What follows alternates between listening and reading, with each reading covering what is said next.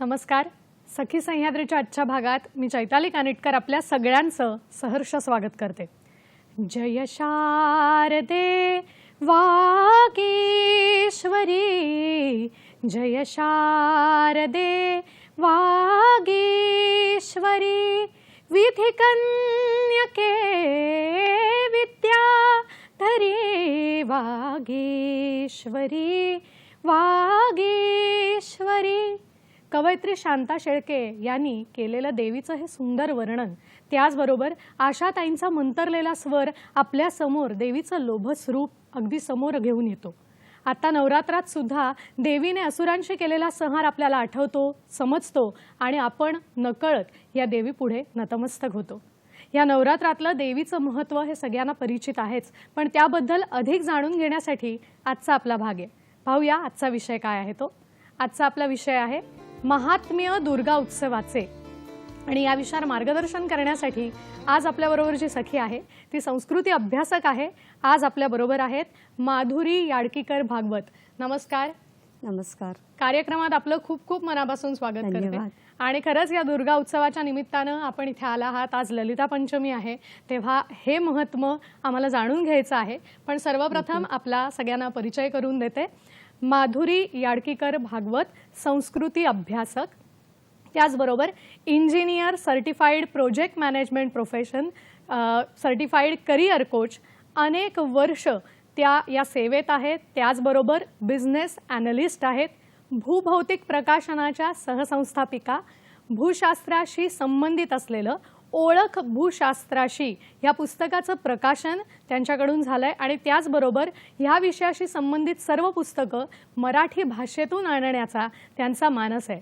पर्यावरण स्नेही पौरोहित्य आणि याज्ञिकी तसंच संस्कृती अभ्यासक आहेत. सर्व प्रकारची देवकार्ये, षोडशोपचार पूजा, नवचंडी, गणेशयाग अशा अनेक विषयात पारंगत आहेत. याचे त्या वर्गही घेतात. त्याचबरोबर उत्तम लेझीम खेळतात आणि पथकही बसवून देण्याचं काम करतात. विवाह संस्कार आणि कृषी गणेश अशा विषयांवर इंग्रजी आणि मराठी भाषेत त्यांचं लिखाण सुरू आहे, संशोधन सुरू आहे आणि प्रयोगसुद्धा आहेत. आज महात्म्य दुर्गा उत्सवाचे या निमित्तानं ते आपल्याशी संवाद साधणार आहेत. आजचा आपला विषय आहे महात्म्य दुर्गा उत्सवाचे. तेव्हा या विषयाच्या अनुषंगाने आपले प्रश्न असावेत. आता वेळ न घालवता आपण कार्यक्रमाला सुरुवात करणार आहोत. मॅडम, मी पुन्हा एकदा तुमचं स्वागत करते. आणि सुरुवात इथून करायची आहे की आपण या उत्सवातला महत्त्वाचा दिवस आपण मानतो तो आहे घटस्थापना. आपल्या प्रत्येक सणाचं कुठेतरी मूळ हे आपल्या भौगोलिक परिस्थितीशी साधलेलं आपल्याला दिसतं. तर मला हे विचारायचं आहे की ही घटस्थापना आणि कृषी संस्कृती किंवा ऋतुचक्र यांचा परस्पर संबंध काय आहे? या देवी सर्वभूतेषु मातृरूपेण संस्थिता, नमस्तस्यै नमो नमः. सर्व चराचरात भरून उरलेल्या मातृशक्तीला आधी मी वंदन करते आणि पुढे जाण्याआधी सह्याद्री वाहिनी आणि सखी सह्याद्री टीम यांच्याबद्दल कृतज्ञता आणि आभार व्यक्त करते, कारण नंतर ते राहून जाईल एकदा आपण गप्पांना सुरुवात केली की. आता हा तुझा जो काय प्रश्न आहे की घटस्थापना, कृषी संस्कृती किंवा काय, तर ही घटस्थापना ह्याचा आता शब्दशः घट बसवणे असा त्याचा मूळ अर्थ आहे. आता कृषी संस्कृतीची याचा काय संबंध आहे की कित्येक हजार वर्षांपूर्वी, आता घटस्थापना अश्विन महिन्याचा पहिला दिवस आहे हे आपल्या सगळ्यांना माहिती आहे, आणि कित्येक हजार वर्षांपूर्वी घटस्थापना किंवा अश्विन प्रतिपदा ह्याच दिवशी महिलांनी शेतीचा शोध लावलेला आहे असं आपण आज ठामपणे म्हणू शकतो. मग हे या दिवसाचं जे महत्त्व आहे हे महिला या आद्य संशोधिका आहेत त्यांचं हे महत्त्व आहे. आणि ही भूमीची जी आहे ही भूमीची पूजा आहे, त्या भूमीच्या सुफलतेचं, सृजनशीलतेची ही पूजा आहे. तर हे ह्या दिवसाचं एकतर महत्त्व आहे. आणि ऋतुचक्र आणि ह्यांच्याशी जर आपण सांगड घालायची म्हटली तर आपल्याला माहिती आहे की हे शरद ऋतूमध्ये हे नवरात्र येतं, म्हणून ह्याला शारदीय नवरात्र म्हणतात, म्हणून देवी पण शारदा असते, असे सगळे आपण त्याच्यात हे लावू शकतो. तर त्याचा दुसरा सिग्निफिकन्स काय असतो की ह्या सुमारास पाऊस जवळजवळ संपलेला आहे. म्हणजे जो खरीप हंगाम आपण म्हणतो तो जवळपास संपूर्ण झालेला आहे. पिकं शेतांमध्ये कापणीला आता आलेली आहेत. शेतकऱ्यांना, कर्षकांना आता थोडा निवांतपणा हा मिळालेला आहे. आणि ह्याच्या पुढे येणार आहे तो रब्बीचा हंगाम आहे.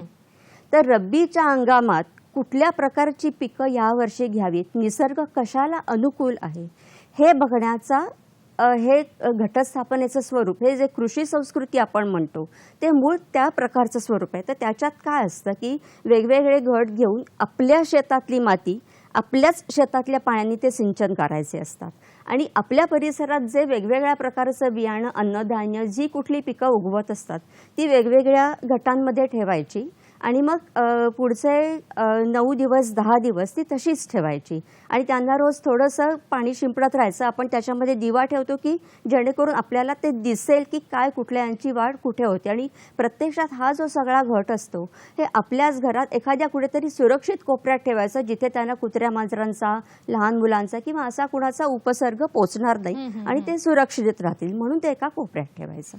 आणि मग त्याच्यात काय होतं की हे 10 दिवस असं मी 9 दिवस ठेवलं की 10व्या दिवशी ते आपण बाहेर काढतो आणि ह्या सर्व अवधीमध्ये जे कुठलं पीक अतिशय जोमाने वाढून आलेलं असेल की एकच असेल असं काही नाही, 2-3 पण असतील, तर ह्याचा अर्थ काय होतो की त्या वर्षी तुमच्या पर्टिक्युलर त्या शेतामध्ये, तुमच्या पर्टिक्युलर त्या पाण्यामध्ये निसर्ग ह्या पिकाला जास्ती अनुकूल आहे आणि त्याच बियाण्याची जर लागवड तुम्ही तुमच्या शेतात केली तर तो तुम्हाला भरभरून 10 हातांनी देणार आहे असा त्या गोष्टीचा अर्थ निघतो.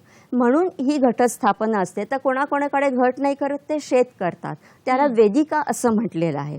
तर वेदिका म्हणजे काय की साधारण असा पेरभर उंचीचा असा आपल्याच शेतातल्या मातीचा थर केळीच्या पानावर, पत्रावळ किंवा जे काय आपल्या समोर तेव्हा अवेलेबल असेल त्याच्यामध्ये तेवढा तो थर करायचा उंच आणि त्याच्यात अशीच बियाणांची लागवड करायची आपल्या परिसरातल्या आणि असंच त्यांना पाणी शिंपडत राहायचं. मग ते दिसावं म्हणून पुन्हा दिवा, म्हणजे नंदादीपाची संकल्पना जी मूळ ती आहे आणि मग तिकडनं म्हणजे ते पण असंच 9 दिवस ठेवायचं, 10व्या दिवशी घराबाहेर आणून बघायचं.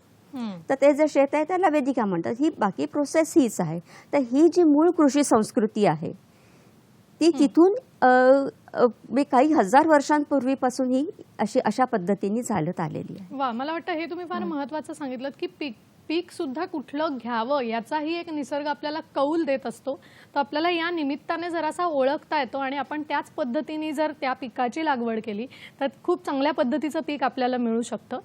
मॅडम, मला असं विचारायचं आहे की नवरात्र म्हटल्यानंतर त्याच्या अनेक पौराणिक कथा आपल्याकडे प्रसिद्ध आहेत, वेगवेगळ्या गोष्टी आपण वाचतो. तर या निमित्ताने आपण कुठली कथा आम्हाला सांगाल? काय विशेष सांगावं असं वाटतं?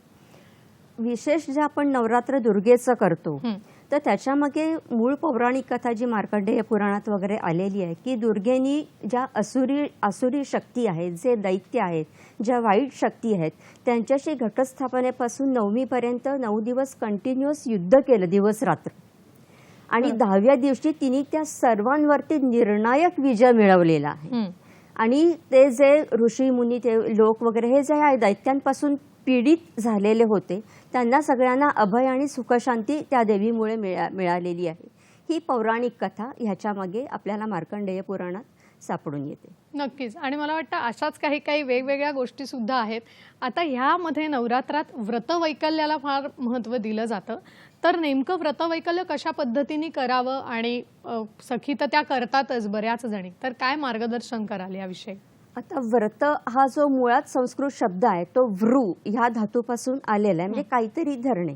मग काहीतरी धरणे म्हणजे काय, तर काहीतरी स्वतःच्या मनाशी निश्चय करून आपण अमुक एक गोष्ट ठरवणे किंवा अमुक एक गोष्ट मी करणार नाही असंही ठरवणे की ज्या चांगल्या सवयी, चांगल्या गोष्टी ह्या मी अंगीकारीन किंवा माझ्या अमुक वाईट गोष्टी, अमुक ह्या गोष्टी मी सोडून देईन. हे दोन्ही गोष्ट व्रत या संकल्पनेत अंतर्भूत येतात. आता देवीची उपासना जर आपण म्हणतो तर त्याच्यामध्ये म्हणजे एक उपोषण आणि उपासना असे एक वास्तविक 2 भाग आहेत. उपवास आणि उपासना खरं म्हणजे समानार्थी शब्द आहेत आणि ह्याचा अर्थ असा होतो की जे आपलं आराध्य दैवत आहे की नवरात्रात देवी आहे, तर आपली जी कुलस्वामिनी असते तिचं हे नवरात्र असतं.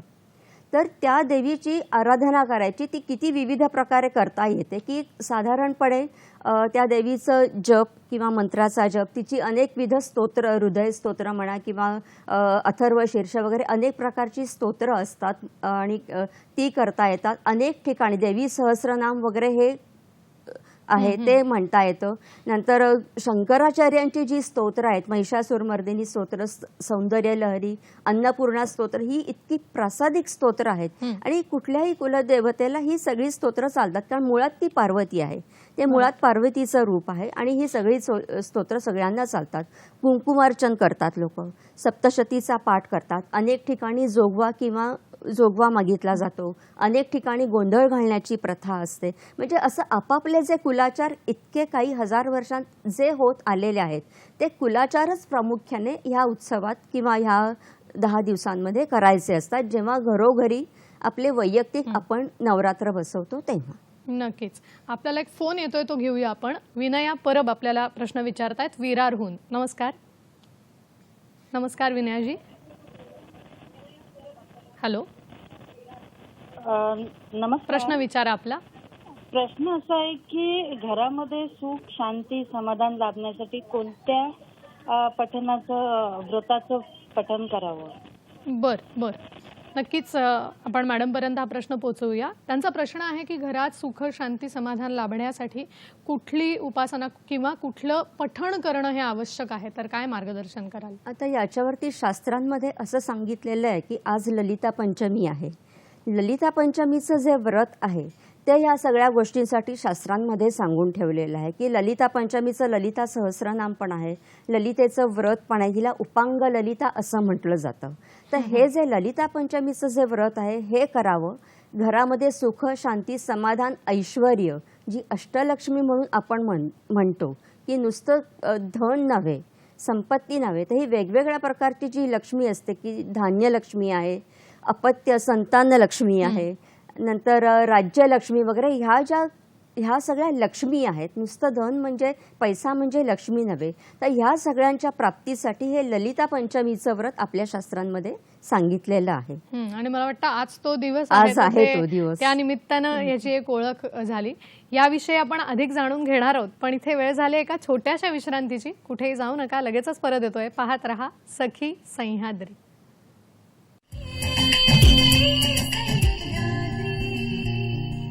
ब्रेकनंतर पुन्हा एकदा सगळ्यांचं स्वागत करते. आज आपण बोलतोय महात्म दुर्गा उत्सवाचे या विषयावर आणि आपल्याला मार्गदर्शन करतायत माधुरी याडकीकर भागवत मॅडम. ब्रेक पूर्वी आपल्याला विनयाजींनी एक प्रश्न विचारला होता आणि त्या अनुषंगाने ललिता पंचमीचा सुद्धा आजचा दिवस आहे आणि तो उल्लेख निघाला होता. तर मला वाटतं आपण त्याच प्रश्नाला येऊया की ललिता पंचमीचं नेमकं महत्त्व या नवरात्रीच्या काळामध्ये काय आहे, काय सांगाल? ललिता पंचमीचं महत्त्व जसं मी मगाशी सांगितलं तेच आहे की ते जे व्रत मुख्य सांगितले की नवरात्रीत जे व्रत जे असं सांगितलेलं आहे ते एक तर आपले पारंपरिक कुलाचार जे असतात ते प्रत्येकाचे अनेक वर्ष जे चालत आलेले असतात ते असतात.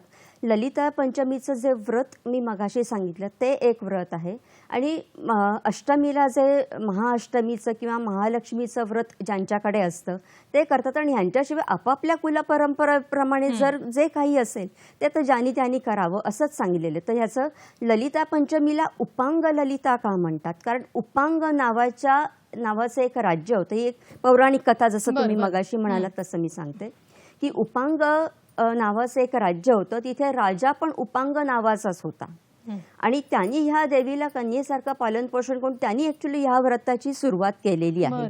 काही म्हणजे अशी ही कथा, पौराणिक कथा आलेली आहे की ह्या व्रताचं सुरुवात त्यांनी केलेली आहे. त्याचा विधी कसा करावा, त्याच्यापासून ते कशासाठी करावं किंवा जे काही व्रताच्या अनुषंगाने जे काही आहे ते सगळं त्या राजांनी, उपांग नावाच्या राजांनी हे केलेलं आहे. म्हणून हिला उपांग ललिता म्हणतात. वास्तविक नुसतं उपांग म्हटलं तर त्या शब्दाचा अर्थ वेगळा होतो, पण उपांग ललिता हे जे आहे तर त्या उपांग नावाच्या राजांनी हे सगळं आपल्याला दिलेलं आहे, म्हणून ह्या व्रताचं नाव उपांग ललिता असं आहे. म्हणजे राजाने सुरू केलेलं हे महत्व आहे. आपल्याला कार्यक्रमात फोन येतोय तर तो आपण घेऊया. आपल्याला नाशिकहून प्रश्न विचारतायत प्रमोद विद्वीकर. नमस्कार. हॅलो, नमस्कार प्रमोदजी. हा बोला. मी प्रमोद विद्वीकर बोलतो नाशिकहून. बोला. मला असं विचारायचं की हे आता विषय चांगला आहे, आपल्याला सर्वांना शुभेच्छा. तर हे नवरात्रामध्ये हे नवमी आणि दशमी असे 2 कुलधर्म असतात, ते एक प्रश्न आहे. आणि देवीचे पाठचा संदर्भ काय आहे, म्हणजे पाठ काय आहे, स्तोत्र असं. आणि ही 52 शक्तीपीठ म्हणजे ती पण असतात, तर असं काय असतं म्हणजे इतके देवीचे अनेक रूप असतात त्याच्याबद्दल काय थोडंसं संदर्भ दिला तर धन्यवाद. नक्कीच नक्कीच आपल्या शंकांचं निरसन होईल. त्यांचा प्रश्न खूप छान आहेत मला वाटतं. नवमी आणि दशमीचं महत्त्व त्यांनी विचारलंय आणि आपण शक्तिपीठांचा बरेचदा उल्लेख ऐकतो. तर 52 शक्तिपीठ आहेत, तिची अनेक रूपं आहेत. तर काय मार्गदर्शन कराल यांना आपण? नवमी आणि दशमी याच्यात आता मुळात ह्याचं नाव नवरात्र असं का आहे, तर हे प्रतिपदेपासून सुरू होऊन नवमीपर्यंत चालतं. तर नवमीपर्यंत म्हणून हे नवरात्र असतं आणि त्याचा गौण भाग म्हणून मग सप्तरात्रोत्सव, पंचरात्रोत्सव वगैरे हा त्याचा गौण भाग, त्याची कारणं निराळी आहेत. आणि जे आपण मगाशी सांगितलं की 9 दिवस देवीने अहोरात्र युद्ध केलं आणि 10व्या दिवशी तिने निर्णायक विजय मिळवला म्हणून ती विजया, आणि म्हणून आपण ती विजयादशमी साजरी करतो. तर नवमी आणि दशमीचं हे महत्व आहे. पण कुलाचार आणि कुला परंपरा ह्या मात्र आपापल्या आपण बघायला लागतात. कारण कोणाकडे नवमीला उत्थापन असतं देवीचं, कोणाकडे दशमीला असतं. त्यामुळे आपल्या परंपरेत काय आहे त्याप्रमाणे आपण करायचं. आणि दुसरं 52 शक्तिपीठांचा तुम्ही तर त्याच्यात ती पौराणिक कथा एक अशी आहे की दक्ष प्रजापती राजा होता, त्याची सती कन्या होती वगैरे, ह्या सगळ्या गोष्टी सगळ्यांना माहिती आहेत. आणि त्यांनी यज्ञात सतीला बोलवलं नाही आणि म्हणून सतीने शंकराला विचारलं. मग शंकरांनी तिला नाही सांगितलं तरी सुद्धा ती माहेरच्या ओढीने त्या यज्ञात गेली आणि अपमानित झाली म्हणून तिने त्या यज्ञकुंडात उडी मारून देहत्याग केला. ही कथा आपल्याला सगळ्यांना माहिती आहे. तर त्याच्यामुळे ही जी पौराणिक कथा जी आहे की त्याच्यामुळे शंकर वेडा पिसा झाला आणि तो तिचं शव घेऊन सगळीकडे सैराभरा हिंडायला लागला आणि पृथ्वीचा बॅलन्स जायला लागला. म्हणून मग विष्णूंनी त्या शंकराला आवरण्यासाठी म्हणून त्या सतीच्या देहाचे स्वतःच्या सुदर्शन चक्रांनी काही तुकडे केले. ते 52 तुकडे ते असं फिरत असताना आणि ते तुकडे पडत असताना ते तुकडे ज्या ज्या ठिकाणी पडले, तिचा देहाचा एक एक अवयव जिथे जिथे पडला तिथे तिथे एक एक शक्तिपीठ निर्माण झालं अशी मान्यता आहे. तर ही जी 52 शक्तिपीठांची संकल्पना ही तिथून आलेली आहे. वा, मला वाटतं या निमित्ताने अजून एक कथा आम्हाला ऐकायला मिळाली. नक्कीच खूप छान कथा ही तुम्ही सांगितलीत. मगाशी बोलता बोलता तुम्ही उल्लेख केला होता व्रतांच्या वेळेला की काही गोष्टी निश्चयाने ठरवायच्या असतात पण काही गोष्टी त्यागायच्याही असतात. तर मला वाटतं आपण तिथे येऊया की ही त्यागाची जी शिकवण आहे ती नेमकी या उत्सवाच्या माध्यमातून कशी मिळते. काय मार्गदर्शन कराल आपण याविषयी की त्याग हा कसला आणि नेमका कशासाठी करावा? आपण आपलं अहोभाग्य आहे की आपण भारतीय उपखंडात राहतो. भारतीयांची जी हजारो वर्षांची संस्कृती आणि परंपरा आहे, आपल्याला त्याग ही गोष्ट नव्याने शिकण्याची किंवा शिकवण्याची गरजच नाहीये. त्याचं एक छोटंसं उदाहरण म्हणजे भारतीय संस्कृती काय सांगते की प्रत्येकाने थोडा त्याग करा आणि सगळ्यांनी जीवनाचा आनंद घ्या. त्याचं एक छोटंसं उदाहरण सांगते की आत्ताचे जो ऋतू आहे त्याच्यात अनेक प्रकारची फुलपाखरं आपल्याला सगळीकडे भिरभिरताना दिसतात. त्या फुलपाखरांचं आयुष्य अगदी थोडं असतं आणि त्यांचं जीवनक्रम काय असतो की शेवट जीवनक्रम आला की प्रत्येक मादी फुलपाखरू असंख्य अंडी देतं आणि नंतर त्याचं जीवनकाल संपून जातो. मग त्या असंख्य अंड्यातून आपल्याला दिसताना थोडीच फुलपाखरं का बरं दिसतात? कारण त्या अंड्यातून जेव्हा ती अंडी, अळी, कोश आणि फुलपाखरू हा जो त्यांचा जीवनक्रम आहे यातला प्रत्येक घटक हे दुसऱ्या कोणाचं तरी खाद्य आहे, दुसऱ्या कोणाचं तरी जीवन त्याच्यावरती. आणि त्याच्यामुळे ह्या सगळ्यातून जाऊन जे शेवटी शिल्लक राहतात त्यातनं हार्डली 2-3च फुलपाखरं त्यांचा जीवनक्रम संपून पुन्हा नवीन जीवाला जन्म देण्यासाठी शिल्लक राहतात. हा त्या फुलपाखरांनी केलेला त्यागच असतो ना. हा निसर्गाने आपल्याला दिलेला, हा निसर्गाने आपल्याला शिकवलंय. हे जे त्यागाचं मूल्य की आता आज आई आपल्या सगळ्यांसाठी स्वयंपाक करते, डबे भरून देते, आपलं सगळं घरात करते, वडील आपल्यासाठी करत असतात. हा सगळा काय असतो? हा प्रत्येकाने थोडा थोडा त्याग करतो. आणि कशासाठी करायचा असतो? ते कुटुंबाच्या घडणीसाठी. कुटुंबाच्या घडणीसाठी का करायचं? कारण त्याच्यामुळे समाज घडतो. आपली जी संस्कृती आहे ती अशी सामाजिक अभिसरणाची संस्कृती आहे. नुसतं व्यष्टीला महत्त्व दिलेलं नाही, समष्टी म्हणजे समाजाला आपल्या संस्कृतीत महत्त्व दिलेलं आहे. तर हे जे त्यागाचं मूल्य किंवा त्यागाची भावना ही अशा पद्धतीने एक उदाहरण म्हणून आपण सांगू शकतो. प्रत्येक जण हा करतच असतो. बरोबर आहे. आणि मला मगाशीच मनात प्रश्न होता की व्रतवैकल्य किंवा उपास जे केले जातात त्याचं खरं तर आपल्या स्वास्थ्याशी संबंध आहे. आयुर्वेदात सुद्धा याचं महत्त्व सांगितलंय. तर ते नेमकं काय या ऋतूच्या माध्यमातून हे आम्हाला जाणून घ्यायचं आहे आपल्याकडून. काय सांगाल आपण? बरोबर की हा आयुर्वेद जे आपण म्हटलं मगाशी की हा शारद नवरात्रीचा उत्सव आहे आणि शरद ऋतू हा ऋतुसंधीमध्ये येतो. म्हणजे वर्षा संपून जेव्हा शरद सुरू होतो, आपण बघा आता पाऊस संपला, हवामान बदलतं आणि आपल्याला असा अनुभव आहे की प्रत्येक वेळेस जेव्हा ऋतू बदलतो तेव्हा सर्दी, खोकला, ताप, व्हायरल इन्फेक्शन याच्या कुठल्या ना कुठल्या तरी साथी किंवा असं काहीतरी चालू होतं.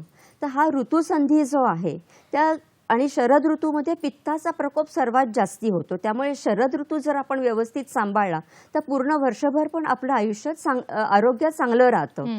अशी आयुर्वेदाची शिकवण आहे त्याच्यामध्ये. म्हणून आपल्याकडे जो आशीर्वाद दिला जातो वाढदिवसाला, तो जीवेत शरदहा शतम, बरोबर. तो शरद ऋतूशी संबंधित आहे. हा त्याच्यासाठी तो केलेला आहे. आणि ह्याचं आयुर्वेदिक महत्त्व जर आपण बघायला गेलं तर एक मार्कंडेय वैद्यकीय उपचार पद्धती म्हणून जी आहे, तर मगाशी आपण जी बघितली दुर्गा, ती एक जी दुर्गा आहे आणि तिचं हे जे नवरात्र म्हणजे 9 दिवस आपण जे म्हणतो त्याच्यात ती दुर्गेची 9 रूपं आहेत. त्याच्यात की जसं शैलपुत्री, ब्रह्मचारिणी वगैरे ही जी 9 नावं आहेत ती नवदुर्गा, त्याला नवदुर्गा असं म्हणतात.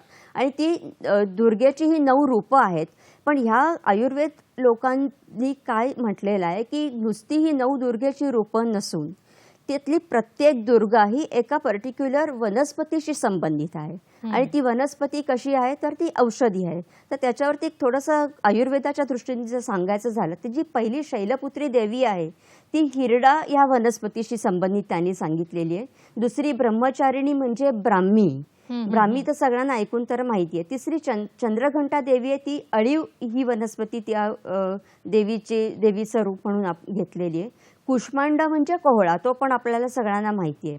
नंतर 5वी आहे स्कंदमाता. स्कंदमाता म्हणजे अळशी किंवा जवस असं त्यांनी सांगितलेलं आहे. कात्यायनी देवी जी आहे ती म्हणजे चक्क आपली आंबाडीची पालेभाजी आपण नेहमी खातो ती. नंतर कालरात्री जी आहे ही नागदवणी वनस्पती त्याच्याशी संबंधित सांगितलेली आहे. नंतर 8वी देवी आहे महागौरी, ती तुळस ही त्या देवतेशी संबंधित सांगितलेली आहे. तुळसीचं काय आता नव्याने काही कोणाला महत्त्व सांगायची गरज नाही. आणि शेवटची 9वी आहे सिद्धिदात्री, ती म्हणजे शतावरी नावाची वनस्पती. आता ह्या वनस्पतींचं महत्त्व हे असं आहे की ह्या फक्त आपल्या म्हणजे एक तर स्त्रियांचं जे आरोग्य आहे की बाळ असल्यापासून वृद्ध होण्यापर्यंत ते सगळं स्त्रियांचं आरोग्य ह्या सगळ्या वनस्पती मिळून सांभाळतातच. नक्कीच.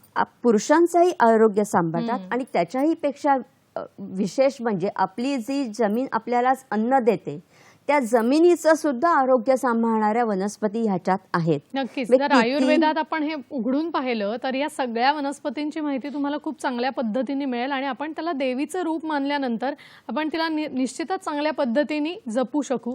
आपल्याला कार्यक्रमात फोन येतोय मॅडम. उमा महाजन तासगावहून प्रश्न विचारतायत. नमस्कार. नमस्कार उमाताई. कारण सखी सह्याद्रीला प्रत्येक सखीला आपले प्रश्न मांडायला, प्रश्न विचारायला इतकं सुसंधी आहे की मला खूप बरं वाटते. अगोदर अभिनंदन आणि थँक्यू बोलते. माझं कोणाचाही भावना दुखवायचे मनात नाहीये, श्रद्धा दुखवायचे काही माझं हे नाहीये. माझे वैयक्तिक टोटली वैयक्तिक मत आहे. आम्ही आता सध्या वैज्ञानिक युगात वावरत आहोत. चंद्रापर्यंत पोहोचलो, महिला आपल्या अंतराळ यानात पोहोचले. अशा परिस्थितीत व्रत, वैकल्य, परंपरागत कर्मकांड बहुत करून स्त्रियाच त्यांच्यासाठीच असणारे कालबाह्य झाले आहेत असे मला वाटतं. त्याची गरज आहे का? गरज नाही.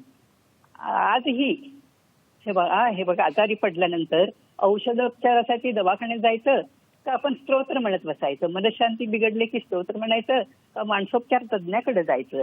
असं याचा खुलासा व्हावा असं मला वाटतं. मला कोणाचाही भावना दुखवायचं. थँक्यू. नक्कीच नक्कीच. आपल्या मनातला प्रश्न आपण विचारलात. कदाचित असा प्रश्न इतरांच्याही मनात येऊ शकतो.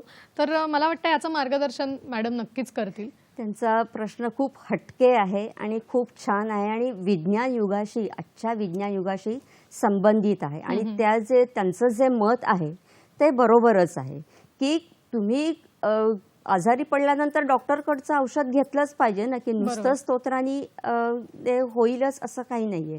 किंवा जसं काही त्रास होत असेल, मानसिक त्रास होत असेल तर अर्थात तो काही लगेच मानस तज्ज्ञाकडे जाण्यापर्यंत तो असेलच असं नाही.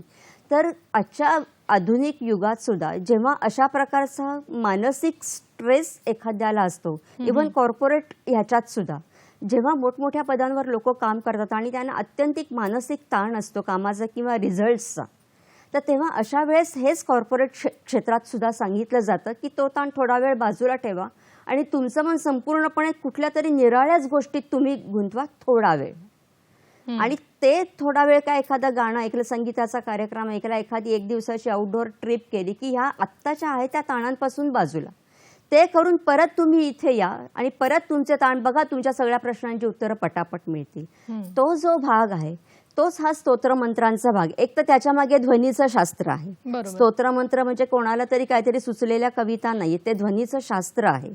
आणि आज आपल्याला तर माहिती आहे की सैन्यात सुद्धा हे ध्वनीचा शस्त्र म्हणून वापर केला जातो की ज्या मानवी कानांच्या क्षमतेच्या पलीकडच्या ज्या ध्वनी लहरी असतात त्यांचा सैन्यात आज शस्त्र म्हणून वापर केला जातो. म्हणजे ध्वनीचं शास्त्र आहे, हे कंपनांचं शास्त्र आहे. त्यामुळे आपल्याला जर असं वाटत असेल की आपल्या रोजच्या धकाधकीतून थोडा आपल्यासाठी वेळ काढणं ही आपली स्वतःची उपासना असते, तर त्यांनी अवश्य ते स्तोत्र मंत्र आपल्या आवडीचं जे म्हटल्यामुळे आपल्याला बरं वाटेल ते अवश्य करावं. खरंय, मला वाटतं विज्ञानाची आणि संस्कृतीची जर योग्य प्रकारे आपल्याला सांगड घालता आली तर कदाचित हे प्रश्न मनात उरणार नाहीत आणि त्याचा आपल्यालाच काय उपयोग करून घेता येईल हे आपण ठरवलं तर बाकीच्या शंकाही दूर होतील. या विषयावर मॅडम असंच मार्गदर्शन पुढेही करत राहणार आहेत. फक्त वेळ झाली एका छोट्याशा विश्रांतीची, तेव्हा कुठेही जाऊ नका, पाहत रहा सखी सह्याद्री.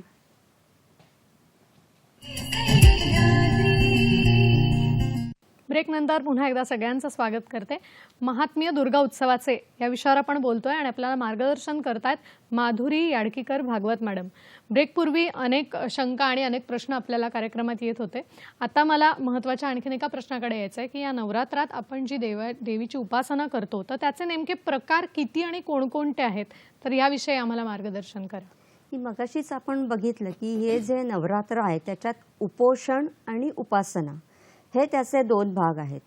आता हे जे नवरात्र आहे हा उत्सव हा मुळात पूजा प्रधान म्हणून सांगितलेलं की देवीच्या पूजेचं ह्याच्यात महत्त्व आहे की जी देवी आपण बसवलेली असतो की कोणाकडे उपोषण असेल कोणाकडे नसेल, कोणाकडे उपासना असेल, म्हणजे सगळ्यांकडे थोडे वेगवेगळे प्रकार उपासनेचे प्रत्येक ठिकाणी असतात, पण प्रत्येकाकडे ह्या दोन्ही गोष्टी असतातच असं नाही, पण पूजा मात्र प्रत्येकाकडे असते. ह्याचा अर्थ काय की ह्या जो उत्सव आहे किंवा नवरात्रीचं जे हे आहे हे पूजा प्रधान म्हणून सांगितलेलं आहे. आणि त्याच्यात उपोषण हा जो भाग आहे तर त्याच्यात एक तर कुलपरंपरेने जर काही चालत आलं असेल तर, नाहीतर मगाशी जसं आपण आयुर्वेदाच्या दृष्टीने पाहिलं की कोणी फक्त गरम पाणी पिऊन ह्या दिवसात उपोषण करतात की 9च्या 9 दिवस किंवा किमान 3 दिवस किंवा असं. हे कशासाठी की हा जो आपला पित्ताचा प्रकोप झालेला असतो किंवा आता वातावरणात बदल झालेला असतो तर शरीराला जर आपण अन्न दिलं नाही तर शरीरातली जी ऊर्जा आहे, शरीरातला जो अग्नी आहे तो आपल्या शरीरात साठलेले दोषांचं निवारण करण्याकडे तो वळवला जातो. म्हणून तो आहार वगैरे कमी करायचं किंवा काय हे नवरात्रीत असं सांगितलं. आणि ह्याच नवरात्रीत नाही, पुढे जेव्हा चैत्रात रामाचं नवरात्र येतं तेव्हा सुद्धा हाच ऋतू बदल असतो, तेव्हा पण अशाच प्रकारे उपोषण वगैरे सांगितलेलं आहे. तर ह्याचा मुख्य गाभा शेवटी कृषी संस्कृती आणि ऋतूबदल ह्यांच्याशीच येतो. पण आजकाल किती प्रकारांनी हे उपोषण केलं जातं. तर कोणी नुसतं गरम पाणी पिऊन करतात किंवा नुसतं साधं पाणी पिऊन करतात किंवा कोणी नुसतं द्रवाहार पण करतात, नुसतं दूध दही ताक किंवा असं जे शहाळ्याचं पाणी हे सुद्धा पिऊन करू शकतात. कोणी नुसतं फळं खाऊन करतात किंवा कोणी एकभुक्ता राहतात, म्हणजे फक्त एकदाच सकाळी जेवायचं संध्याकाळी फराळ करायचा. कोणी नक्ताची व्रतं करतात की सकाळी फराळाचं खायचं रात्री जेवायचं, किंवा कोणी फक्त धान्य फराळ म्हणजे फक्त भाजकं खायचं. भाजकं का खायचं?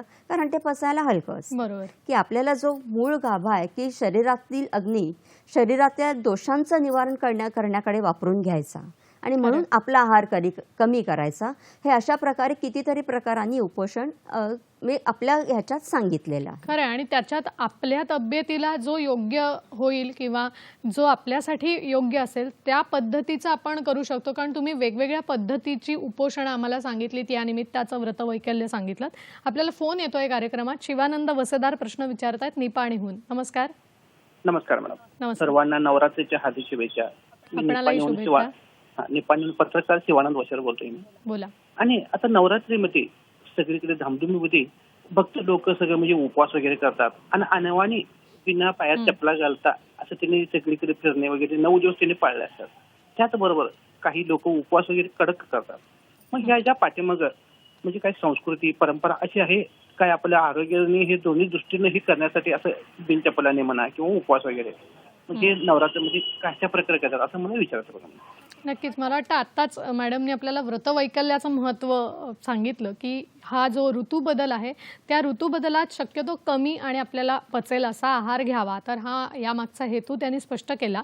पण त्यांनी अजून एक प्रश्न विचारला आपल्याला की दिवसेंदिवस काळाप्रमाणे थोडे बदल या उत्सवाचे होतात आणि अनेक व्यक्ती आपल्याला अनवाणी चालताना दिसतात, तर यामागे काय कारण असावं किंवा याबद्दल काय सांगाल आपण? याचं बदलतं वेगवेगळं स्वरूप काळाप्रमाणे होत चाललंय, तर याविषयी सुद्धा या निमित्तानं आपल्याला मार्गदर्शन मॅडमकडून मिळवता येईल. काय सांगाल? की हा दुर्गेचा उत्सव हे आपल्याला माहिती आहे. तर दुर्गा म्हणजे काय की अष्टांग योग, कर्म आणि उपासना यांच्याद्वारे शरीराला क्लेश दिल्यानंतर जी कदाचित प्राप्त होऊ शकते ती म्हणजे दुर्गा देवी असे तिचे संस्कृत हे दिलेलं आहे.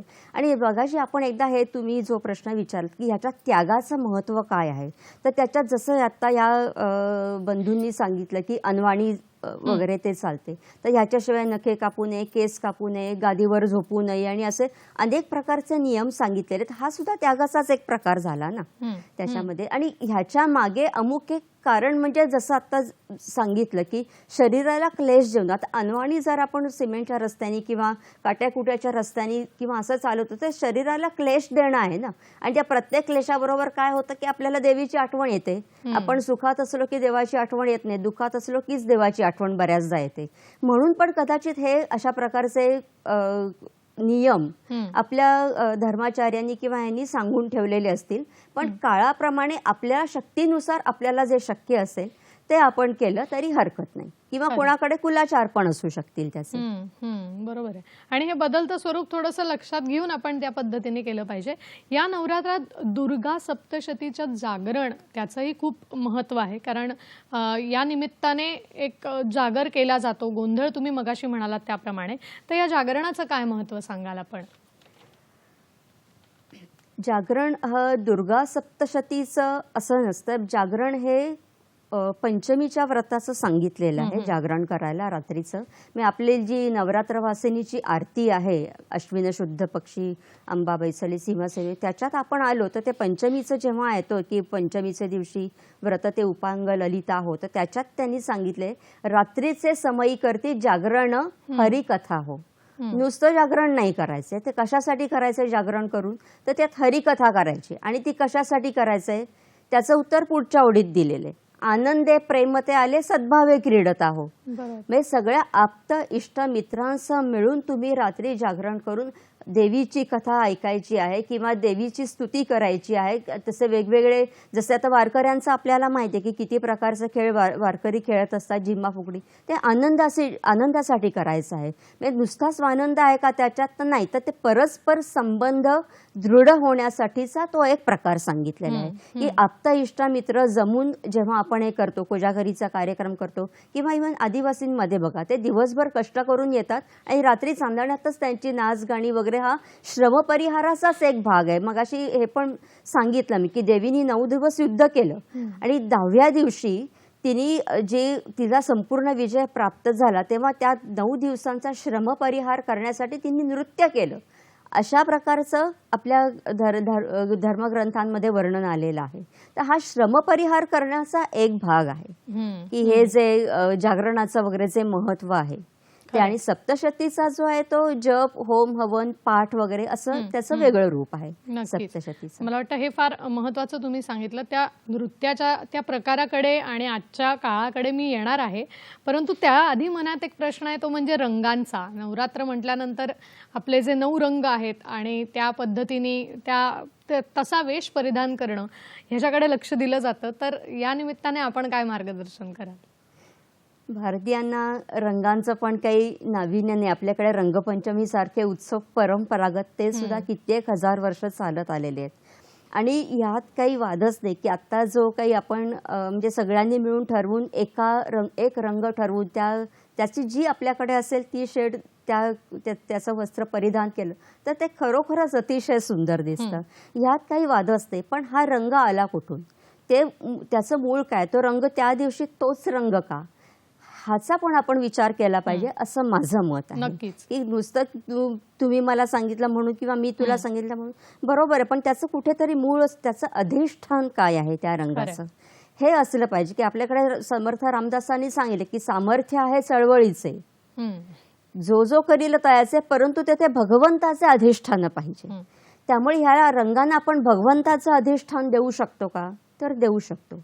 रंगाचा हा जो उत्सव आहे की जसं आपल्याला आता आपल्याकडे इंद्रधनुष्य काही ते तर सगळ्यांना ते रंग माहिती असतात. मगाशी मी नवीन 9 दुर्गांची पण तुम्हाला नावं सांगितली की नवदुर्गा. तर आपल्याकडे एक उपासना पद्धती अशी पण सांगितलेली आहे की पहिली ज्या 7 दुर्गा आहेत, आपल्या शरीरातली योगमार्गात सांगितलेली जी सप्तचक्र आहेत त्यांच्याशी या पहिल्या 7 दुर्गांचा उपासनाच्या दृष्टिकोनातून संबंध जोडलेला आहे.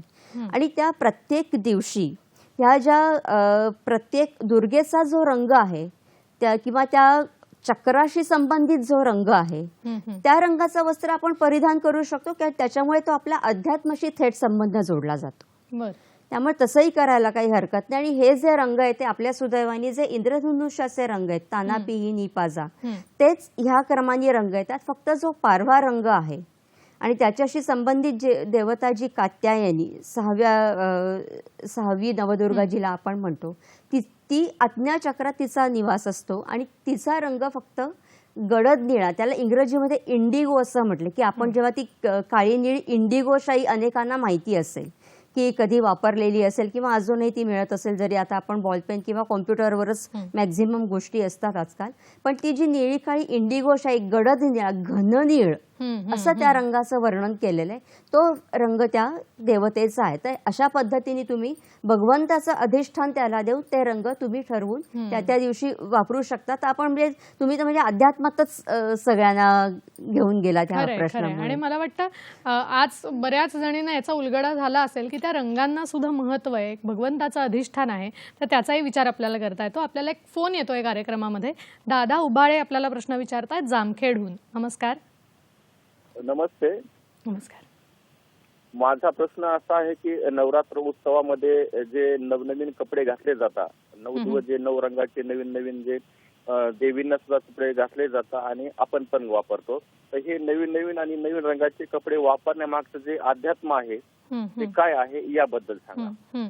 मला वाटतं आत्ताच आपण या रंगांविषयी बोललो आणि त्या देवीचं आणि अधिष्ठान आपण पाहिलं, तर नक्कीच याचं उत्तर आपल्या पुनःप्रक्षेपणात सुद्धा बघायला मिळेल. तर या रंगांना जे अधिष्ठान आहे याविषयी मॅडम आत्ता बोलल्या.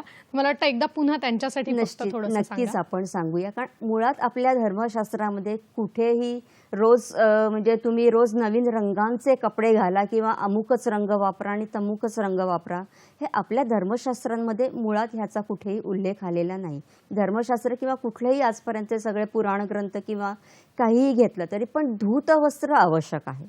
की कुठलंही स्वच्छ धुतलेलं चांगलं वस्त्र, ते पण तसंही आपण वर्षभर रोज वापरतच असतो. त्यामुळे अमुकच रंग वापरला पाहिजे असं नाही. पण ते आध्यात्मिक रंग जर आपल्याला त्याला द्यायचा असेल तर आत्ताच मी सांगितलं तर मी परत सांगेन की आपल्या ज्या नवदुर्गांपैकी ज्या पहिल्या 7 दुर्गा आहेत आणि त्यांचं जो संबंध, ती उपासना आपल्या शरीरातल्या सप्तचक्रांशी सांगितलेली आहे. पण हा योगमार्गाचा प्रकार आहे. म्हणजे काही तो असं रॉकेट सायन्स वगैरे काही नाहीये. फक्त आपण तो जे इंद्रधनुष्याचे जे रंग ज्या क्रमाने येतात त्याच क्रमाने हे पहिल्यापासून 7 पर्यंत, की समजा आता शैलपुत्री ही पहिली दुर्गा आहे तर तिच्यासाठी इंद्रधनुष्यातला पहिला रंग कुठला आहे, तो तांबडा. तर तांबडा रंगाचा ज्या दिवशी नवरात्राचा पहिला दिवस असेल त्या दिवशी तांबडा रंग वापरायचा. दुसरी दुर्गा आहे ब्रह्मचारिणी, तिचा रंग आहे नारिंगी, केशरी असा. तर दुसऱ्या दिवशी तो रंग तुम्ही वापरू, पण ते वापरलंच पाहिजे असं काही बंधन नाही आणि असा काही नियम नाहीये की रोज हे नवीन नियमांचे कपडे वापरा. फक्त जर वापरायचं असतील कोणाला, किंवा जसं समूहाने अनेक महिला किंवा पुरुष कुठे कुठे सप्तशती पठण करायला जातात किंवा उपासना करायला जातात किंवा काय, तर त्यावेळेस जर त्यांना असं वाटत असेल की हा बाबा आपण सगळ्यांनी मिळून एक कुठला तरी रंग ठरवू आणि मग जी शेड असेल अवेलेबल ज्याच्याकडे ती, पण त्यासाठी म्हणजे धावत जाऊन तुम्ही नवीन आणलं पाहिजेत असं काही जरुरी नाहीये. नक्कीच. तुमच्याकडे असेल ती वापरा. जर तो रंग नसेल तर दुसरा कुठलाही तुमच्या आवडीचा रंग तुम्ही परिधान करू शकता. काळा रंग शक्यतो टाळा, कारण काळ्या रंगाचे दिवस अजून यायचे. तो संक्रांतीसाठी आहे म्हणून. नक्कीच. खूप छान आपण मार्गदर्शन करताय आम्हाला. या विषयावर असंच मार्गदर्शन त्यांच्याकडून घ्यायचं आहे. फक्त वेळ झाली एका छोट्याशा विश्रांतीची. कुठेही जाऊ नका, पाहत रहा सखी सह्याद्री.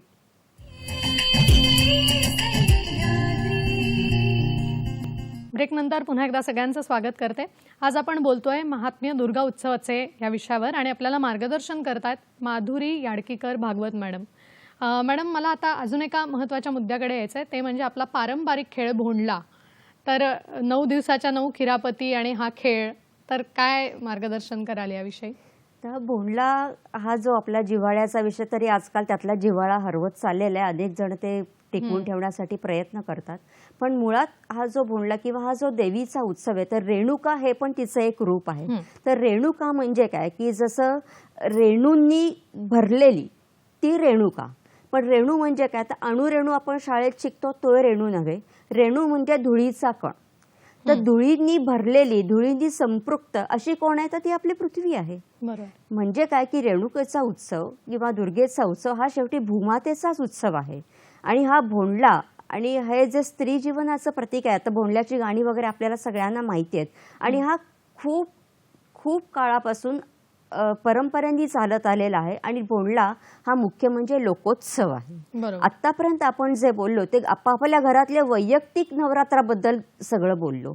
हा जो भोंडला आहे हा लोकोत्सव आहे. तर लोकोत्सव ऋग्वेदामध्ये अशा प्रकारच्या लोकोत्सवांना समन असा शब्द वापरलेला आहे. म्हणजे साधं सरळ आणि कृषी कर्माशी निगडित असं जे असतं ते समन. त्यात सामूहिक नृत्य गायन त्याचा आणि प्रसाद आणि क्रीडा अशा प्रकारचं त्याचं स्वरूप असतं. आणि ते कशासाठी करायचं आहे, की एक तर त्यात आनंदाची निर्मिती होते. दुसरं म्हणजे हा भोंडला हा कुठल्याही प्रकारच्या कर्मकांडांपासून मुक्त आहे. हे जसं आपण पूजा किंवा असं त्याला काही नियम आहेत. आणि ते जर कधी एखाद्याला जर थोडे असं वाटत असेल की बाबा मला हे कदाचित नाही जमणार हे करायला, तर भोंडल्याचं स्वरूप हे आपल्यासाठी ठेवलेलं आहे. मुख्यतः तो महिला वर्गासाठीच, म्हणजे महिला वर्गच त्याच्यात सहभागी असतो. कारण गाणी पण आपली त्यातली बघितली तर म्हणजे जो मध्यंतरीच्या काळात महिला वर्गाला असं एक बंधन किंवा जाचासारखं त्याचं स्वरूप होतं. आणि ते जे आतल्यात कोंडलेलं दुःख ते कोणाला न दुखवता बाहेर काढायचा मार्ग म्हणजे हा सगळ्या प्रकारचा भोंडला आहे. नक्कीच. आणि हा खेळ तुम्ही म्हणलात तसं अजूनही टिकवण्याचे प्रयत्न सुरू आहेत. आपल्याला एक फोन येतोय. गायत्री नातू पुण्याहून प्रश्न विचारतायत. नमस्कार. हॅलो. हॅलो, बोला. हा, मी गायत्री नातू बोलते पुण्यावरनं. बोला बोला. असा प्रश्न आहे की आपण मंदिरांमध्ये हल्ली बऱ्याच ठिकाणी म्हणजे जेव्हा आरती सुरू होते तेव्हा बायकांच्या अंगामध्ये संचार म्हणा किंवा मानसिक किंवा धार्मिक दृष्टी त्याचं काय महत्व, म्हणजे काय तथ्य आहे त्याच्यामध्ये? नक्कीच.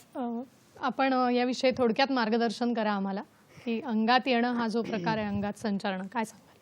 अंगात संचारणं ह्याच्याबद्दल म्हणजे त्याच्यात जे काय संशोधन त्याच्यात चालू आहे. आपल्याकडे घागरी फुंकणे हा कुलाचार काही लोकांकडे असतोच. आणि बऱ्याचदा असं अनुभवाला येतं की काही देवाची उपासना जरी चालू असेल तरी काही स्त्रियांच्या अंगात येतात, पुरुषांच्या सुद्धा अंगात येतं. पण तो म्हणजे त्याच्यावरती दोन्ही प्रकारची जी संशोधनं चालली आहेत, तर त्याच्यात असं आपल्याला म्हणता येतं की ह्या जो काही, जसं मी मगाशी म्हटलं की मानसिक ताणापासून मुक्त होण्यासाठी जसं सांगतात की तुमचा आहे तो विषय सोडा, तुम्ही तिसरंच कुठला तरी विषय करा आणि मग परत तुमच्या मूळच्या विषयाकडे या. तर तोच थोडासा प्रकार हे जी संशोधनं आजकालची झालेली आहेत त्याच्यात ते सांगतात की जे काही ताण त्या किंवा जाच असेल की किंवा मला कोणी विचारत नाही किंवा मला काही महत्त्व नाही, त्याचं आध्यात्मिक महत्त्व म्हणजे फार तर असं म्हणता येईल आपल्याला की त्याच्यातनं एक प्रकारचं प्राणायाम घडत जातो आपोआप, असं त्याचं एक महत्त्व म्हणता येईल की त्याच्यामुळे शेवटी आपल्यालाच त्याचा आपल्याच शरीराला त्याचा फायदा होत असतो. पण अदरवाईज काही ठिकाणी असंही आढळून आलेलं आहे की काही लोकांना ते देवी वगैरे काही अंगात येत नाही, फक्त स्वतःचं महत्त्व वाढवण्यासाठी पण कधी कधी हे केलं जातं. त्यामुळे असं त्याचं महत्त्व त्यालाही आहे. हे अंगात आणि ह्या गोष्टीला सुद्धा काही महत्व आणि त्याच्यावरती आता संशोधन चालू पण आहे त्या नक्कीच. गोष्टी. मला वाटतं हा इतका विषय मोठा आहे, पण आपण सगळ्या प्रश्नांची उत्तरं दिलीत आणि खूप छान खुलासा सगळ्याच प्रश्नांचा आम्हाला केलात. त्याबद्दल आधीच सर्वात महत्त्वाचं संपूर्ण सखी सह्याद्रीच्या टीमच्या वतीने मी आपले मनपूर्वक आभार मानते. मला वाटतं हा विषय तुम्हाला कसा वाटला हे नक्कीच नेहमीप्रमाणेच आम्हाला सांगा. आता वेळ झाली आहे थांबायची, तेव्हा जाता जाता इतकंच म्हणते, देवी आईचा उदो उदो. भेटूया पुढच्या भागात. धन्यवाद.